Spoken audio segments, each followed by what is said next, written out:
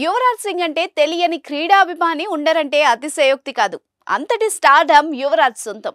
ఈ భారత మాజీ ఆల్రౌండర్ మైదానంలోకి దిగాడంటే సిక్సర్ల సునామీ.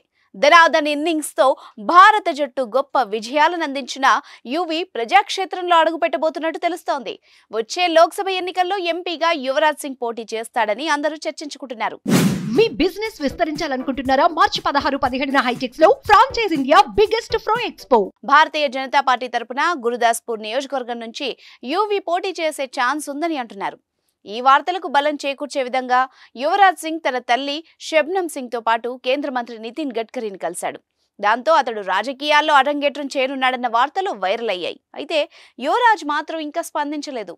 క్రికెటర్లు రాజకీయాల్లోకి రావడం మన దేశంలో కొత్తేం కాదు. మాజీ ఆటగాళ్లు గౌతమ్ గంభీర్, సచిన్ టెండూల్కర్లు ప్రస్తుతం ఎంపీలుగా కొనసాగుతున్నారు.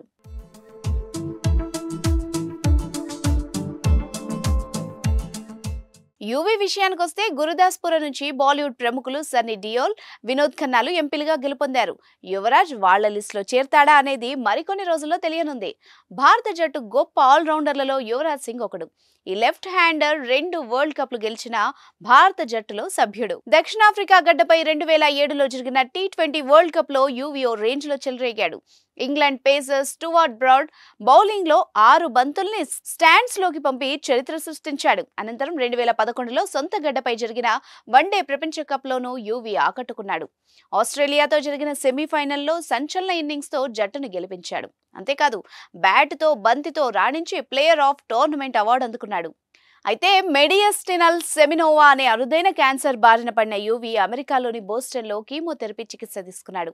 ఆ మహమ్మారి నుంచి 2012లో బయటపడిన అతను మళ్లీ మైదానంలో ఫ్యాన్స్ ను అలరించాడు. ప్రస్తుతం లెజెండ్స్ లీగ్ లో ఆడుతున్న అతను న్యూయార్క్ సూపర్ స్టార్ స్ట్రైకర్ జట్టు కెప్టెన్ గా ఎంపికయ్యాడు. చూద్దాం, 6 బంతుల్లో 6 సిక్సర్లు కొట్టి క్రికెట్ చరిత్రలో చెరగని ముద్ర వేసిన యువరాజ్ రాజకీయాల్లో ఎన్ని రికార్డులు సృష్టిస్తాడో.